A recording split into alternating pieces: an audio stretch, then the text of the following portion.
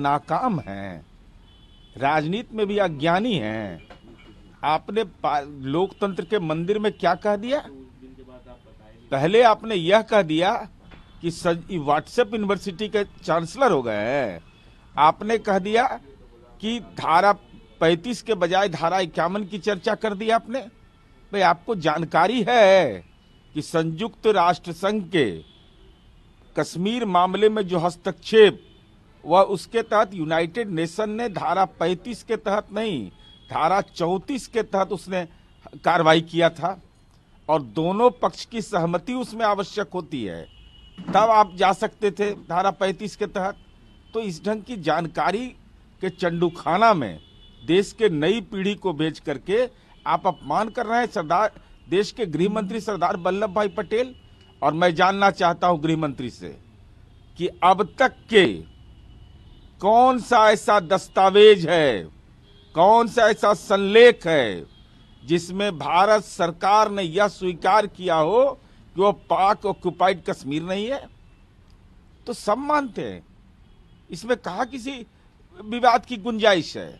इसलिए आदरणीय प्रधानमंत्री जी, सावरकर का सम्मान करिए जो अंग्रेज का दलाल था, 21 बार माफी मांगा, अंग्रेज के पेंशन पर जिंदा रहा, लेकिन देश के महापुरुषों का अपमान करने की राजनीतिक विकृति मत पैदा करिए, चूंकि आप अंग्रेज के दलालों के आप लोग राजनीतिक वंशज हैं।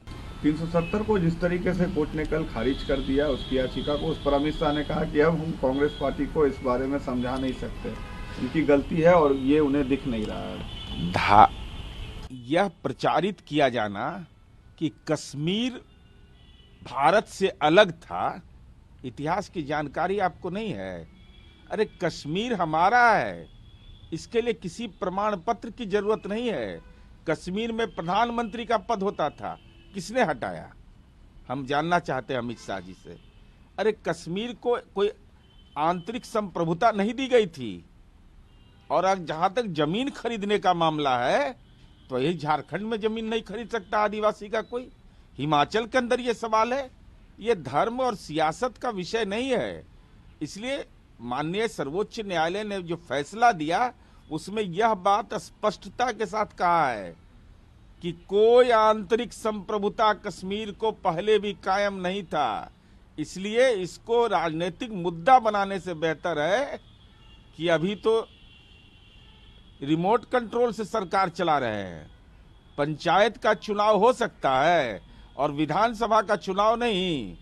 यूनियन टेरिटरी पर भी माननीय सर्वोच्च न्यायालय ने निर्णय आपको लेने का अधिकार दिया है, तो उसको राज्य का हक दीजिए, राज्य का हक दीजिए। और जरा सा अपनी रिपोर्ट को पढ़ लीजिए नीति आयोग का कि बेरोजगारी का दर क्या है वहां। 18 से 25 वर्ष के नौजवानों की बेरोजगारी का दर राष्ट्रीय औसत से बहुत आगे है। तो कम से कम जीवन के विकास की चिंता करिए ना, केवल अपने राजनीति के विकास की चिंता कर रहे हैं। मोहन यादव नए सीएम बने हैं मध्य प्रदेश में। बताया जा रहा है कि कहीं ना कहीं यूपी और बिहार में यादव वोट बैंक को टारगेट करके शिफ्ट कराने की कोशिश हो रही है भाजपा। अब देखिए, मुख्यमंत्री बनाना नहीं बनाना ये तो भारतीय जनता पार्टी का अधिकार है, लेकिन भाजपा यादव के लिए जाति के नाम पर ना, ऐसा नहीं हो सकता है। ये तो बेचारे सब सनातनी हैं, हिंदू धर्म वाले हैं, सावन में भी मीट मुर्गा खाएंगे, नवरात्र में भी, लेकिन जय श्री राम बोलेंगे। लखीसराय में सामूहिक हत्या करने वाला भी अपने पत्र में लिखता है अंतिम में जय श्री राम। और जिनको बनाया है उनके इतिहास की जानकारी भी रख लें।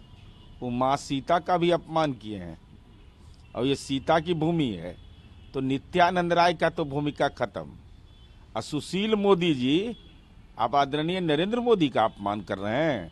मंत्री नहीं बनाना उनका विशेषाधिकार था।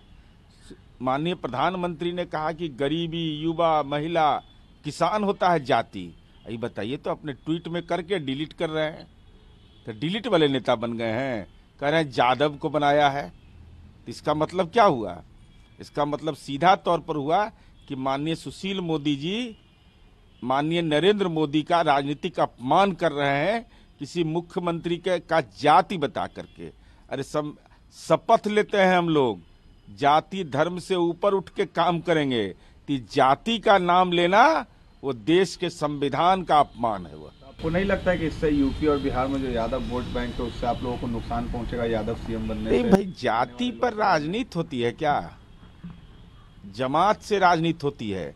हम भी भीम संवाद किए तो हमारे भीम संवाद की स्थिति देख लीजिए, इनके अम्बेडकर समागम में देख लीजिए कि कितना लोग आया था। गिनती हाथ से गिनती कर लीजिएगा कितना आदमी, जितना मंच पर उतने नीचे में कार्यकर्ता था इनका। पान बुनकर सम्मेलन किए बापू सभागार में, जितना पैसा पूंजी लग गया उतना आदमियों नहीं था उसमें। तो इन लोगों का हालत खराब है इस बिहार में इस मामले में। पूर्व राष्ट्रपति प्रणब मुखर्जी की बेटी ने कांग्रेस पर एक आरोप लगाया है कि उनके पिता को राजीव गांधी के कैबिनेट से ड्रॉप किया गया था। कहीं ना कहीं वो उनसे डरते थे कि कहीं ना कहीं उनकी छवि उनसे आगे निकल जाएगी। तो ये प्रवृत्ति रही है कांग्रेस की जो आरोप लगा रही है। पूर्व राष्ट्रपति प्रणब मुखर्जी जी का सब लोग सम्मान करते हैं, और जो व्यक्ति दिवंगत हो जाए उससे न राजनीतिक मतभेद रखना चाहिए न मनभेद रखना चाहिए। उन्होंने अपने जीवनी के बारे में अपनी खुद भी उनकी रचनाएं हैं।